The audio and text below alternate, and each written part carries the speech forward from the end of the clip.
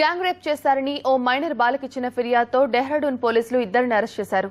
మరో యువకుడి కోసం గాలిస్తున్నారు. మెడికల్ రిపోర్ట్స్ వచ్చిన తర్వాత మరిన్ని వివరాలు వెల్లడిస్తామన్నారు. డెహ్రాడూన్లో ఓ మైనర్ బాలిక తనపై ముగ్గురు యువకులు గ్యాంగ్ రేప్ కు పాల్పడ్డారని ఆరోపించింది. తల్లితో కలిసి పోలీసులకు ఫిర్యాదు చేసింది. దీంతో ఇద్దరిని అరెస్ట్ చేసిన పోలీసులు మూడో వ్యక్తి కోసం గాలిస్తున్నారు.